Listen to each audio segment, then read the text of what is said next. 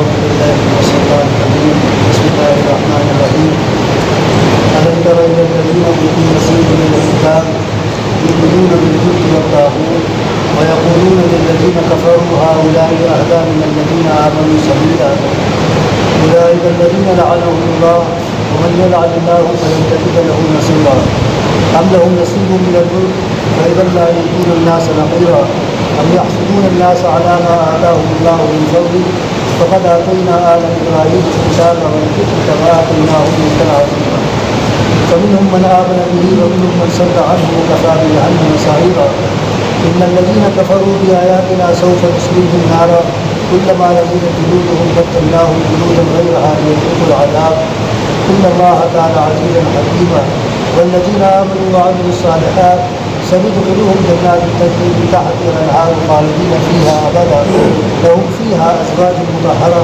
وندخلهم ظلا ظليلا صدق الله العظيم. پچھلی آیات میں اللہ تعالیٰ نے ان لوگوں کا تذکرہ کیا تھا جو پچھلی کتابوں پر ایمان لانے والے تھے، تورات اور انجیل وغیرہ.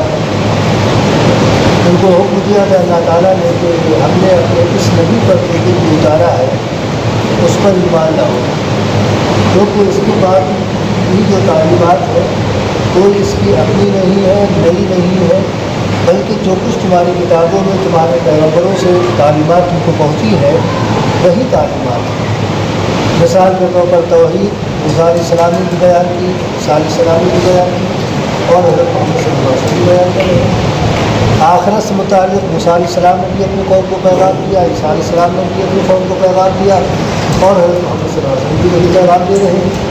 اسی طرح سے ایک صاف ستھری اور پاکیزہ زندگی جس میں اطاعت اور فرمانبرداری ہر قدم پر ہو، موسیٰ علیہ السلام نے، عیسیٰ علیہ السلام نے بھی اپنی قوموں سے اسی کا مطالبہ کیا اور وہی آپ صلی اللہ علیہ وسلم بھی چاہتے ہیں کہ اللہ تعالیٰ کی اطاعت اور فرمانبرداری، مرنے کے بعد دوبارہ زندگی اور اللہ تعالیٰ کے حضور میں حاضری. یہ کس پیغمبر نے نہیں بتایا اپنی امت کو؟ وہی بات آپ نے نبی بتا رہے ہیں. تو کوئی بھی ایسی بات نہیں ہے کہ تمہارے پاس نہ ہو اور یہ اپنے پاس ہی کہہ دو. جو کچھ تمہارے پاس تمہاری کتابوں میں تعلیمات ہیں، شرط یہ ہے کہ وہ کتاب اصلی لے کر آؤ جو اللہ تعالیٰ کی طرف سے نازل ہوئی. تم نے جو تبدیلیاں کر دی اس کتاب کی بات نہیں ہو رہی، بلکہ وہ کتاب جو موسیٰ علیہ السلام لے کر آئے، جو عیسیٰ علیہ السلام لے کر آئے، اس کتاب کو لے کر آؤ اور اس کی تعلیمات کا اور اس کتاب کی تعلیمات کا موازنہ کر لو. جو مصدقا لما معکم، جو کچھ تمہارے پاس ہے اسی کی تصدیق اس نبی کی باتوں سے بھی ہو رہی ہے. لہٰذا ایمان لاؤ اس پر قبل اس کے کہ ہم تمہارے چہروں کو مسخ کر دیں.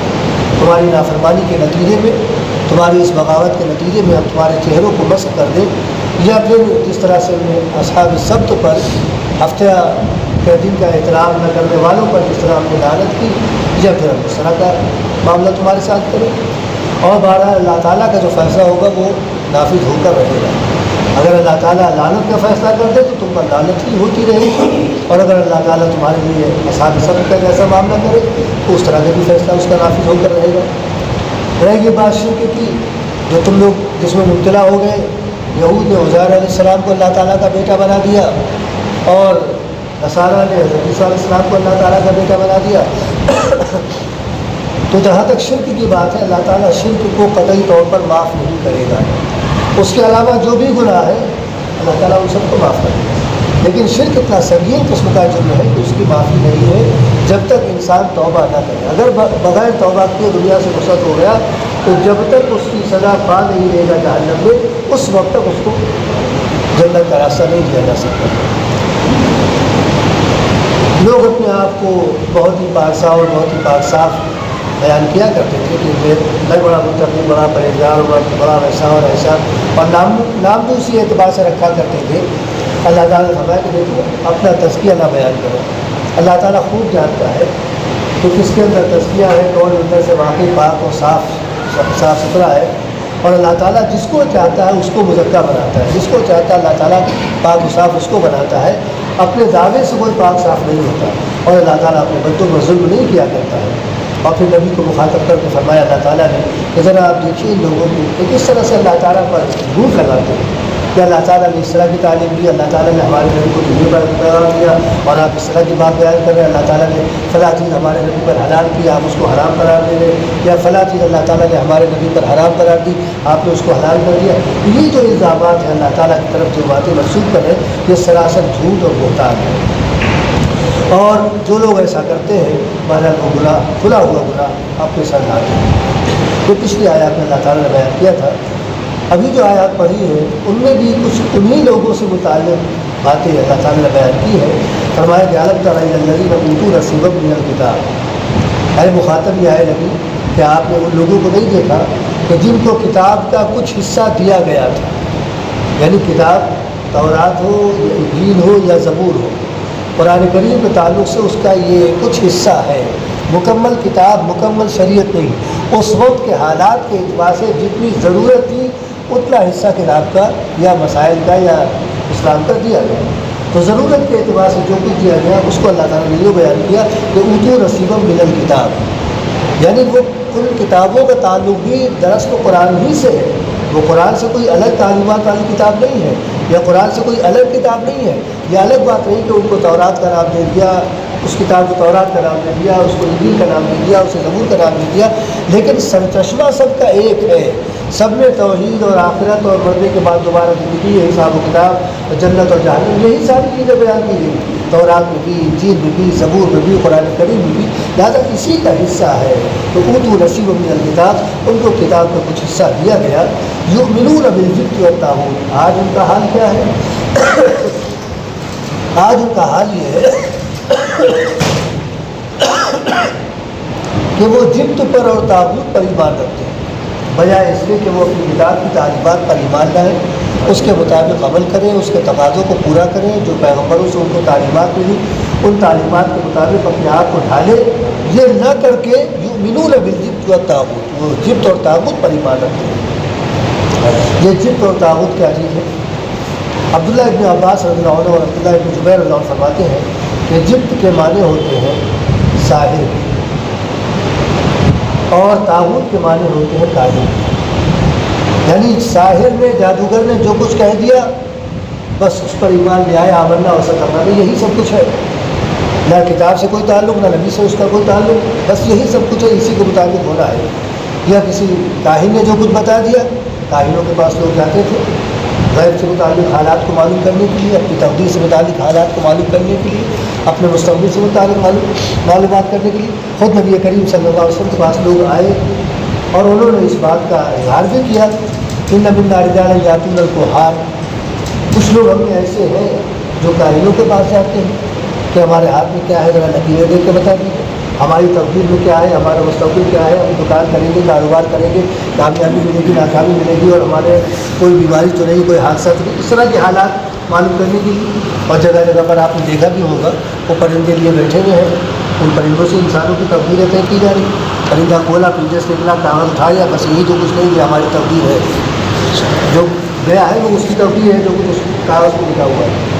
تو اس طرح سے اس زمانے میں بھی لوگ کرتے تھے، کاہنوں کے پاس جاتے تھے۔ تو آپ نے میری بات سنی تو آپ نے فرمایا فلا تأتیہم، خبردار تم نے ایک مسلمان ہونے کی حیثیت سے تم کاہنوں کے پاس اور ساحروں کے پاس اور ان کے پاس قطعی طور پر لگانا، تم کو اپنی تقدیر پر ایمان لانا چاہیے، اور جو کچھ اللہ تعالیٰ کی طرف سے مقدر کیا گیا ہے اس کو مان لینا چاہیے، اور اللہ تعالیٰ نے جو کچھ بھی طے کیا ہے بہرحال وہ تمہاری اپنی حکمت کے پیش نظر تمہارے لیے اس کے اندر بھلائیاں ہیں، وہ تمہاری سمجھ میں آئے یا نہ آئے وہ ایک الگ مسئلہ ہے، لیکن اللہ تعالیٰ اپنے بندوں کے لیے حکیمانہ فیصلے کرتا ہے۔ یفرق فیہا کل امر حکیم، حکیمانہ فیصلے اللہ تعالیٰ کی طرف سے ہوتے ہیں۔ لہٰذا فلا تأتیہم، تم کائنوں کے پاس اور ان کے پاس لے جانا کہ ہماری تقدیر میں کیا ہے، ہمارا مستقبل کیا ہے۔ تو یہ جبت اور طاغوت، جبت ساحر اور طاغوت کاہن۔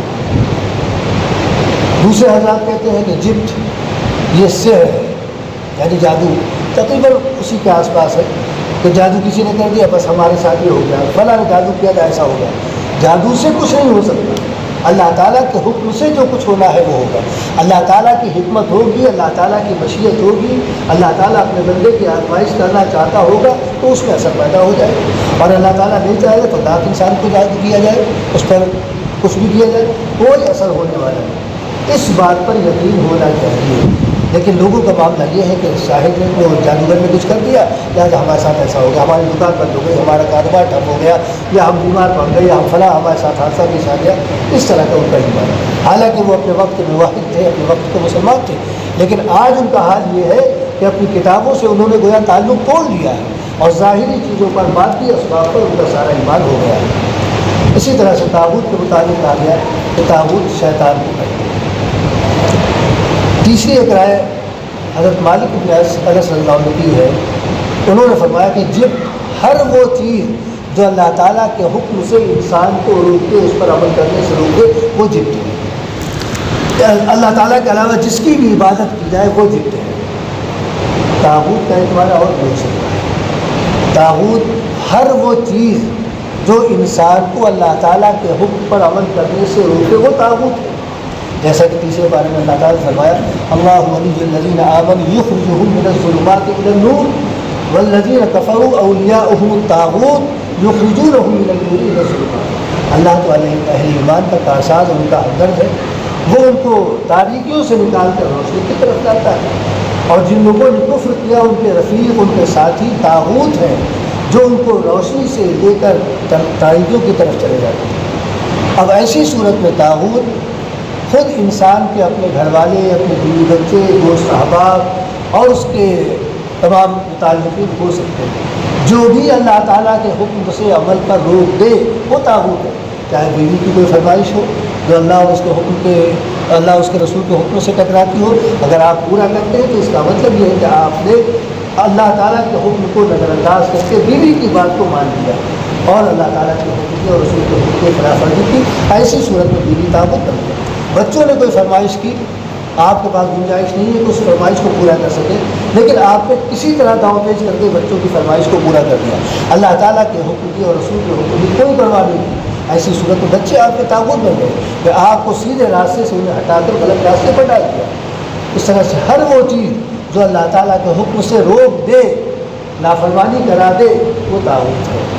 دوبارہ یہاں پر اللہ تعالیٰ فرماتا ہے کہ یہ اہل ایمان تھے اپنے وقت کے، لیکن آج ان کا حال یہ ہے کہ یؤمنون بالجبت والطاغوت. یہ جبت پر اور طاغوت پر، تو جبت بت کو بھی کہتے ہیں.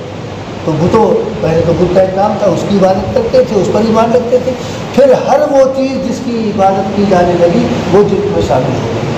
وہ چاہے سورج ہو، چاہے چاند ہو، چاہے پہاڑ ہو، نباتات، جمادات، کسی بھی چیز سے اس کا تعلق ہو، وہ جبت میں آ گئی.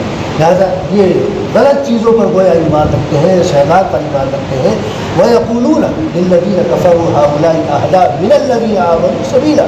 اور حال ان کا تو یہ ہے کہ یہ کافروں کے لیے کہتے ہیں کہ مسلمانوں سے زیادہ تو سراہ راست پر یہ ہے. یعنی کافر جو اللہ تعالیٰ کا باغی ہے، اللہ تعالیٰ کا مجرم ہے، اس کے متعلق ان کی رائے یہ ہے کہ یہ لوگ زیادہ راہ راست پر ہیں بنسبت اس کے کہ جو محمد صلی اللہ علیہ وسلم کو ماننے والے، وہ غلط راستے پر جا رہے ہیں، وہ گمراہ ہو گئے معاذ اللہ. یہ آیت کس اعتبار سے اللہ تعالیٰ نے یہ بات ارشاد فرمائی؟ معاملہ یہ ہے کہ ایک مرتبہ کعب بن اشرف جو یہودی علماء میں بڑا عالم تھا، وہ اور حیی بن اخطب، یہ دونوں ابو سفیان کے پاس آئے ابتدائی اسلام میں، اور دونوں نے ابو سفیان سے ملاقات کی. کعب بن اشرف نے عالم ہونے کی حیثیت سے اور قوم کا سردار ہونے کی بھی حیثیت سے ابو سفیان سے یہ بات کہی کہ ہم لوگ آئے ہیں اس لیے کہ آپ کا تعاون کریں محمد صلی اللہ علیہ وسلم کے خلاف. اس غرض سے آئے ہیں، آپ آئیے ہم آپ دوستی کریں، ایک دوسرے سے اتفاق کریں اور ان کے خلاف ہم اور آپ مل کر کارروائی کریں. اہل مکہ نے کہا کہ بھائی تم یہودی قوم سے تعلق رکھتے ہو، تم دھوکے باز قوم کا فرق ہو، تمہاری بات کا اعتبار نہیں کیا جا سکتا. جب تک تم ہمارے بت جبت کا سجدہ نہ کر دو، ہم اس وقت تمہاری بات نہیں مانیں گے. یہود بہرحال اپنے وقت کے مواحد کے لیے رہا اور اللہ تعالیٰ کو ماننے والے تھے، اللہ تعالیٰ کو سجدہ کرنے والے تھے. لیکن کعب بن اشرف جو عالم بھی تھا یہود کا، اس نے اور حیی بن اخطب دونوں نے صرف رسول اللہ صلی اللہ علیہ وسلم کی مخالفت میں اور ابو سفیان کی بات یا اہل مکہ کی بات کو پورا کرنے کے سلسلے میں اس نے جبت کو سجدہ کیا، اس جبت کو سجدہ کیا. اس سلسلے میں یہ آیت نازل ہوئی کہ یہ لوگ جبت پر ایمان لا رہے ہیں، جبت کی عبادت کر رہے ہیں، اس کا سجدہ کر رہے ہیں. اور جب پوچھا گیا ابو سفیان نے پوچھا کہ یہ بتاؤ تم تو وہی آسمانی کتاب رکھتے ہو، اللہ تعالیٰ کی طرف سے تم پر یعنی کتاب لانے کے لیے تمہاری نبوت، تم اس کو پڑھتے بھی ہو، ہم تو اس سلسلے میں جاہل ہیں، ہمیں نہیں معلوم کہ کیا اللہ تعالیٰ کا پیغام ہے، کیا اللہ تعالیٰ کی باتیں ہیں، لیکن تم چونکہ عالم ہو یہ بتاؤ کہ ہم صحیح راستے پر ہیں یا محمد اور ان کے ماننے والے صحیح راستے پر ہیں؟ تو آپ نے پوچھا تمہارا طریقہ کیا ہے، تمہارا دین کیا ہے؟ تو ابو سفیان نے کہا کہ ہم حاجیوں کے لیے کھانے کا انتظام کرتے ہیں، اپنے اونٹوں کو ذبح کرتے ہیں، ان کا گوشت کھلاتے ہیں، ان کا دودھ پلاتے ہیں، اور اسی طرح سے غریبوں کے ساتھ ہم کرتے ہیں، اور طواف اور عمرہ کرنے والوں کے لیے بھی ضیافت وغیرہ کا انتظام کرتے ہیں، یہ سارے ہمارے کام ہیں۔ تو کہتے ہیں تم صحیح راستے پر اور وہ غلط ہے، وہ گمراہ ہو۔ یہ کعب بن اشرف نے بات کی، جبکہ وہ جانتا تھا کہ رسول اللہ صلی اللہ علیہ وسلم اللہ تعالیٰ کی طرف سے نبی مقرر کیے گئے، اللہ تعالیٰ کی طرف سے آپ کو نبوت عطا کی گئی ہے، اور جو کچھ آپ سنا رہے ہیں واقعی اللہ تعالیٰ ہی کا کلام ہے، لیکن صرف دشمنی میں اس نے اس طرح کی بات کہی۔ اسی کو اللہ تعالیٰ نے یہاں پر فرمایا کہ وَيَقُولُونَ لِلَّذِينَ كَفَرُوا، یہ کافروں کے متعلق کہہ رہے ہیں ہؤلاء اهدىٰ، یہ لوگ زیادہ صحیح راستے پر چلنے والے ہیں من الذین آمنوا، جو اہل ایمان ان کے مقابلے پر صحیح راستے پر چلنے والے یہ اولئک الذین لعنهم اللہ، یہ وہ لوگ ہیں جن پر اللہ تعالیٰ کی طرف سے لعنت ہوئی۔ ومن یلعن اللہ، اور جس پر اللہ تعالیٰ کی لعنت ہو جائے، جس کو اللہ تعالیٰ، لعنت کا مطلب کیا ہوتا ہے؟ لعنت کا مطلب یہ ہوتا ہے کہ اللہ تعالیٰ کی رحمت سے دوری، اللہ تعالیٰ کی رحمت سے محرومی۔ یہود یہ وہ قوم ہے کہ جس پر اللہ تعالیٰ کی لعنت اور غیظ و غضب ہے، اللہ تعالیٰ کی لعنت، اللہ تعالیٰ کی رحمت سے یہ بالکل محروم کر دیے گئے۔ لہٰذا فرمایا کہ ومن یلعن اللہ، جس پر اللہ تعالیٰ کی لعنت ہو جائے، اللہ تعالیٰ کی رحمت سے جس کو محروم کر دیا جائے، فلن تجد لہ نصیرا، تو پھر آپ اے نبی یا اے محمد اس کا کہیں آپ مددگار نہیں پائیں گے، نہ دنیا میں کوئی مددگار ہے اور نہ آخرت میں۔ اگر اسی حالت میں دنیا سے جاتا ہے تو آخرت میں بھی اس کا کوئی مددگار نہیں ہوگا، نہ اس کے گھر کا کوئی فرد ہوگا، نہ اس کے متعلقین میں کوئی ہوگا، نہ اس کے دوست احباب میں کوئی ہوگا، کہیں اس کا کوئی مددگار نہیں ہوگا۔ بے یار مددگار دنیا میں بھی رہے گا اور آخرت میں بھی رہے گا۔ ام لہم نصیب من الملک، ان کے پاس اگر حکمرانی کا کچھ حصہ ہوتا، ان کے پاس کوئی مملکت ہوتی اور پورے ملک پر ان کا قبضہ ہوتا، فَإِذًا لَا يُؤْتُونَ النَّاسَ نَقِيرًا، تب تو حال یہ ہوتا کہ یہ کسی بھی شخص کو یعنی لوگوں کو کچھ بھی نہ دیتے۔ جب یہ اتنے بخیل ہیں کہ نبی کریم صلی اللہ علیہ وسلم کی رسالت کا اقرار تک نہیں کر پا رہے ہیں، یا اس کے بارے میں سچی بات نہیں کہہ پا رہے ہیں، سچ بات کہنے میں بخل سے کام دے رہے ہیں، تو پھر کسی کو جب دینے دلانے کی بات ہوتی تو یہ کیسے دے سکتے ہیں؟ یہ نہیں دے سکتے۔ لا یؤتون الناس نقیرا، معمولی سی چیز بھی کسی کو دینے کے روادار نہ ہوتے، جیسے بخیل قسم کے لوگ جب زبان کی ان کی یعنی زبان سے سچائی کو نہیں ادا کر سکتے ہیں تو لین دین کا معاملہ تو بہت دور کی چیز ہے۔ ام یحسدون الناس علی ما آتاهم اللہ من فضلہ، ان کو حسد ہے کیا؟ ان کے اندر جلن پیدا ہو گئی اس بات پر کہ اللہ تعالیٰ نے اپنے فضل سے ان لوگوں کو نوازا، حضرت محمد صلی اللہ علیہ وسلم کو نوازا، ان پر ایمان لانے والوں کو نوازا کہ دنیا میں بھی اللہ تعالیٰ کی رحمتیں اور اللہ تعالیٰ کی مدد ان کے ساتھ، اور آخرت میں بھی اللہ تعالیٰ کی عنایتیں اور اللہ تعالیٰ کی ساری یعنی توجہات ان کی طرف، اور ہر اعتبار سے اللہ تعالیٰ ان کو نوازنے والا آخرت میں۔ اس بات پر کیا ان کو حسد پیدا ہو گیا؟ کیا ان کے اندر رقابت پیدا ہو گئی ان لوگوں سے؟ جبکہ اللہ تعالیٰ نے اپنے فضل سے ان کو عطا کیا۔ اس سے پہلے فقط آتینا آل ابراہیم الکتاب، غور تو کرو، تاریخ پر تو نظر ڈالو، ابراہیم کے آل اولاد پر بھی ہم نے اپنا فضل کیا، ان کو بھی بہت نوازا تھا، ان کو بھی بہت دے رکھا تھا۔ یعقوب علیہ السلام کو کیا نہیں دیا، اسماعیل علیہ السلام کو کیا نہیں دیا، اسحاق علیہ السلام کو کیا نہیں دیا، یوسف علیہ السلام کو کیا نہیں، یہ سب بنی اسرائیل ہی میں تو پیغمبر ہے۔ یعقوب علیہ السلام یہاں سے اسرائیلی سلسلہ شروع ہوتا ہے، اسحاق علیہ السلام بنی اسرائیل، موسیٰ علیہ السلام بنی اسرائیل، عیسیٰ علیہ السلام بنی اسرائیل، اور بے شمار پیغمبر۔ یعنی پیغمبروں کی جو تعداد دیکھی جائے تو آدم علیہ السلام کو ملا کر صرف 11 پیغمبر ہیں جو بنی اسرائیل کے نہیں، باقی جو تعداد بتائی جاتی ہے حقیقی تعداد، اصلی تعداد تو اللہ تعالیٰ ہی جانتا ہے۔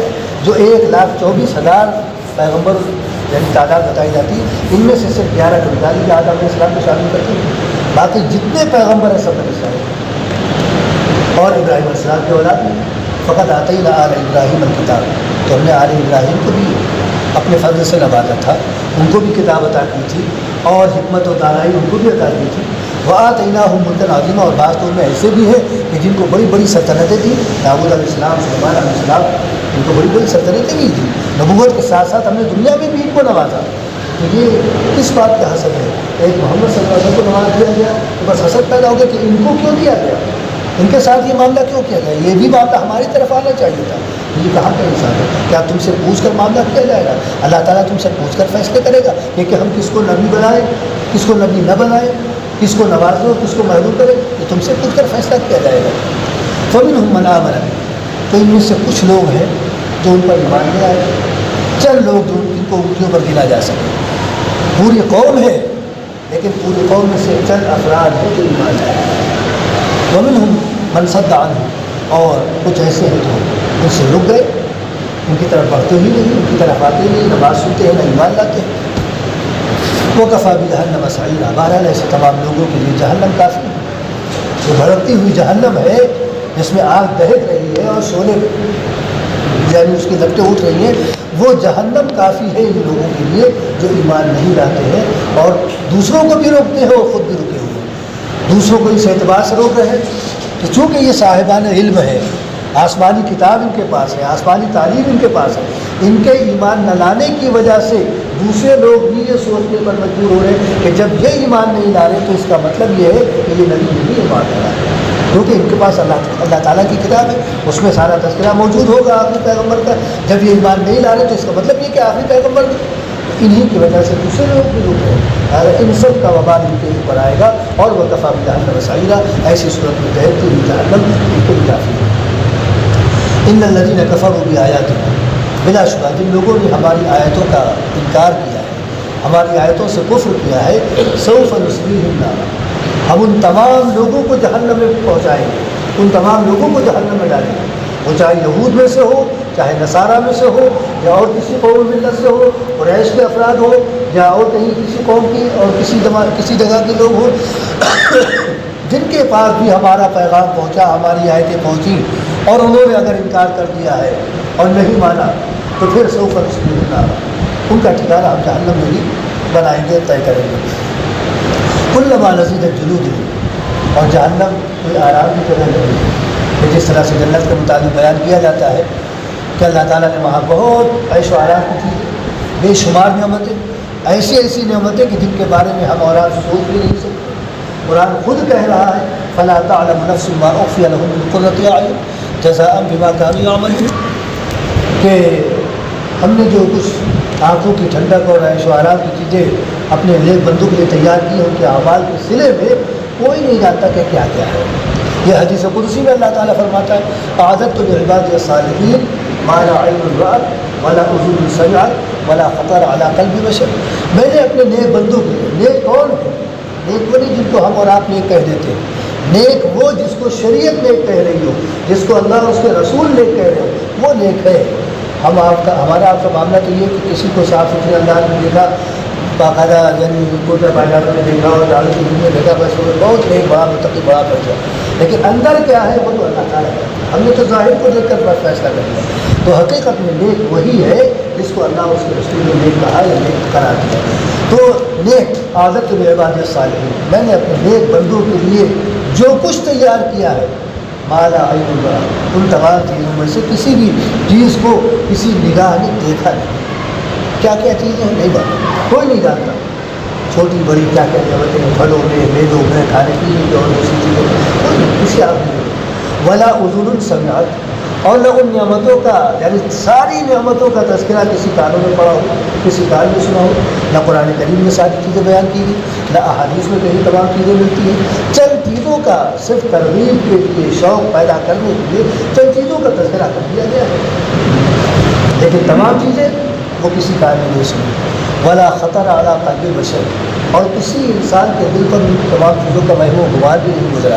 ایسی ایسی چیزیں اللہ تعالیٰ نے انسان کے لیے تیار کی۔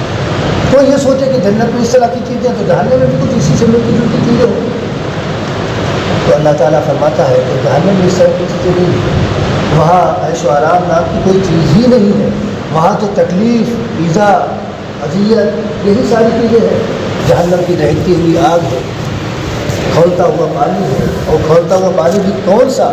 جہنم کی آگ پر کھولتا ہوا پانی۔ دنیا کی آگ پر پانی کھولتا ہے، اگر وہ جسم کے کسی حصے پر کھول جاتا ہے تو آبلا ہو جاتا ہے۔ آپ غور کیجئے کہ جہنم کی آگ پر جو کھولا ہوا پانی ہوگا اس کا حال کیا ہوگا۔ احادیث میں ملتا ہے کہ جب انسان وہ زقوم درخت کا پھل اس کو جب کھانے کو دیا جائے گا، وہ کھائے گا، بھوک کی وجہ سے پریشان ہو کر حلق میں اٹک جائے گا۔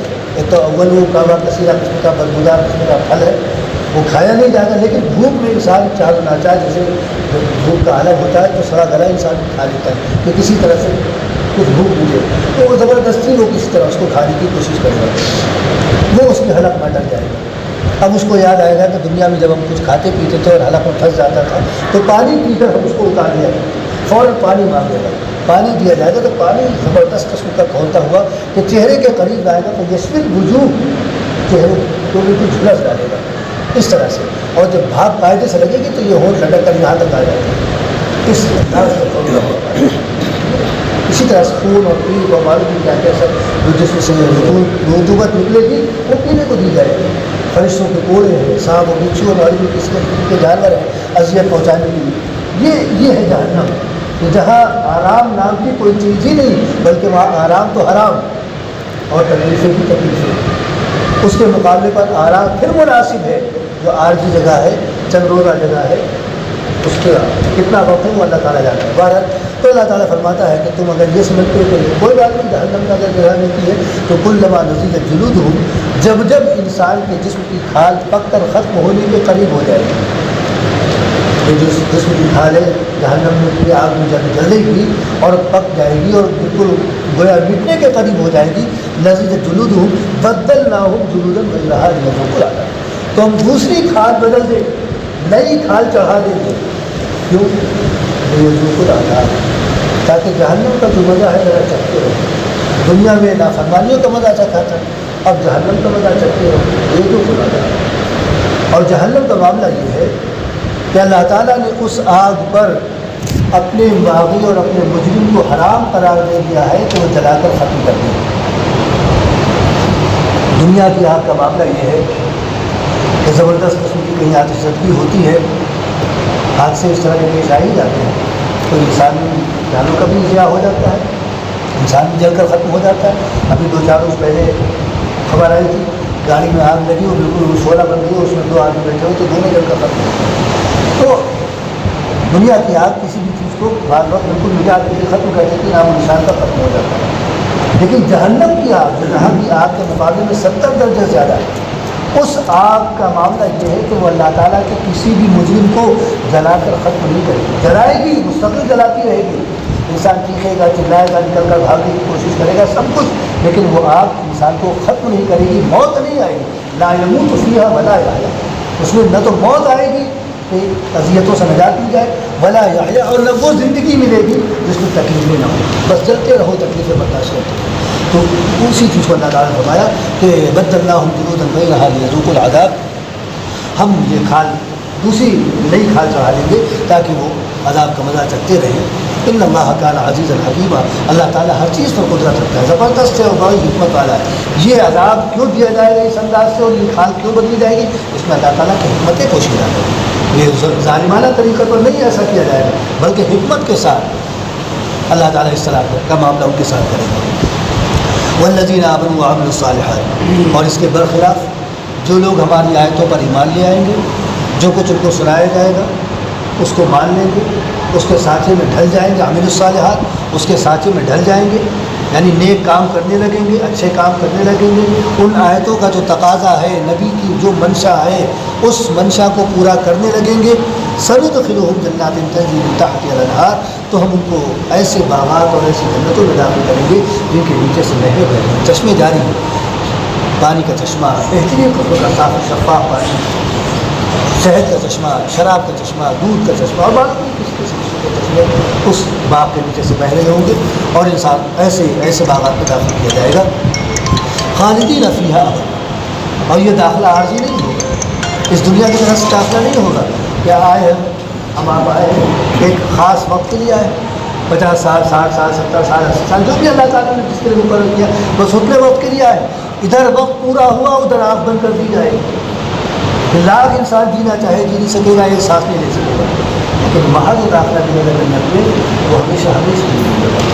وہاں کبھی نکالا نہیں جائے گا, کبھی تبدیلی بھی جگہ کی نہیں کی جائے گی کہ بھئی آپ اس جگہ پر 50 سال رہ چکے ہیں یا 100 سال رہ چکے, اب دوسری انسانوں کی کھیپ آ رہی ہے, لہٰذا آپ خالی کیجیے, ان کو جگہ دیجیے, آپ فلاں جگہ کریں گے. یہ بھی کچھ نہیں. خالدین فیہا, ہمیشہ ہمیشہ کے لیے اس کو وہاں رہنا ہے.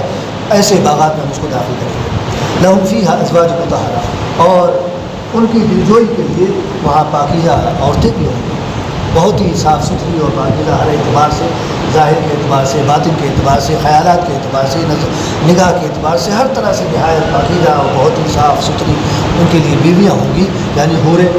وندخلہم ظلا ظلیلا, اور وہ سائے دار جگہ ہوگی. کہ دھوپ, اول تو وہاں جنت میں دھوپ کا کوئی ایسا معاملہ بھی نہیں, لیکن اگر انسان کچھ محسوس کر رہا ہے, کچھ تماطت محسوس کر رہا ہے, تو وہاں سائے انسان کے لیے رہے گا. ہم اس کو سائے دار جگہ میں داخل کریں گے کہ کسی قسم کی کوئی اذیت نہ ہو, کیونکہ جنت گویا دوسرا نام اس کا آرام کی جگہ ہے. لہٰذا ہر طرح کا آرام انسان کو حاصل رہے گا, جسمانی اعتبار سے, سوچ کے اعتبار سے, ذہن کے اعتبار سے, ظاہر کے اعتبار سے, باطن کے اعتبار سے, ہر طرح سے اس کو آرام ہی آرام. اسی وقت معمولی سی بھی بے چینی نہیں ہوگی, معمولی سی بھی اس کو کوئی تکلیف نہیں ہوگی. ایسی جگہ پر ہم اس کو ضرور ہم ایسی جگہ پر اس کو داخل کریں گے. ان آیات میں اللہ تعالیٰ نے واضح طور پر یہ پیغام دیا ہے کہ اللہ تعالیٰ پر کامل ایمان ہونا چاہیے. یہ کامل ایمان اللہ تعالیٰ پر انسان کو اللہ تعالیٰ کی رضا تک پہنچانے والا ہے. اور ذرا بھی ایمان میں کچھ تزلزل پیدا ہوا, کچھ ذرا بھی ڈگمگایا ایمان, تو پھر ایسی صورت میں خطرہ پیدا ہوتا ہے. یہود کا حال بیان کرنے کا مقصد یہ ہے کہ ہمارا حال اس طرح کا نہ ہو, ہم چوکنا رہے کہ اللہ تعالیٰ کی اس کتاب کے ساتھ کوئی ایسی بات نہ کرے. اللہ تعالیٰ کی کتاب اور اس کے تقاضوں کو جو بھی اس میں ہے ان تقاضوں کو پورا کریں, اور اس پر مکمل ایمان ہونا چاہیے. اور اللہ تعالیٰ نے اگر کسی کو کچھ نوازا ہے تو ہمارے اندر اس سے حسد نہیں پیدا ہونا چاہیے. حسد کے متعلق تو نبی کریم صلی اللہ علیہ وسلم نے فرمایا ہے کہ ایاکم الحسد فإن الحسد یاکل الحسنات کما تاکل النار الحطب. حسد سے اپنے آپ کو بچاؤ, کیونکہ حسد انسان کی نیکیوں کو اس طرح سے کھا جاتا ہے جس طرح سے آگ لکڑی کو کھا لیتی ہے. آگ لکڑی کے وجود کو ختم کر دیتی ہے, جلا کر اس کو کوئلہ بنا دیتی ہے. اسی طرح سے حسد انسان کی نیکیوں کو ختم کر دیتا ہے. تو حسد کے متعلق اس سے یعنی بچنے کی اللہ تعالیٰ نے تلقین کی, اور یہ بتایا کہ جو ایمان لائیں گے اور ہماری منشا کو پورا کریں گے ہماری, اور ہمارے جو کچھ ہماری تعلیمات ان پر عمل کرتے ہوئے اپنی زندگی بسر کریں گے, ان کے لیے نعمتیں ہیں اور بہترین قسم کا گھر ہے. اور جو اس کی خلاف ورزی کریں گے ان کے لیے اللہ تعالیٰ نے جہنم تیار کر رکھی ہے. تو ان آیات کے پس منظر میں ہمیں اپنا جائزہ لینا چاہیے کہ ہم اللہ تعالیٰ کی جو احکامات ہیں ان کو پورا کر رہے ہیں. یعنی نبی کریم صلی اللہ علیہ وسلم نے ہمارے آپ کی زندگی کا جو دستور مقرر کیا ہے یا زندگی کے لیے جو سانچہ دیا ہے, ہم اس سانچے میں اپنے آپ کو ڈھال رہے ہیں یا نہیں, اور ان تمام تقاضوں کو پورا کر رہے ہیں یا نہیں جو نبی نے ہم سے مثبت انداز میں یا منفی انداز میں ہم سے چاہا ہے. اگر ایسا کرتے ہیں تو ٹھیک, زندگی دنیا میں بھی انشاءاللہ بہتر انداز میں گزرے گی اور آخرت میں بھی. اور اگر اس کے علاوہ ہمارا معاملہ ہے تو پھر ہم کو جائزہ لینا چاہیے کہ کل اللہ تعالیٰ کے پاس پہنچنا ہے اور اپنی زندگی کے ایک ایک لمحے کا حساب دینا ہے. اس وقت ہم کس طرح سے حساب دیں. اللہ تعالیٰ ہم تمام مسلمانوں کو اپنی ہدایات فراہم کرنے کی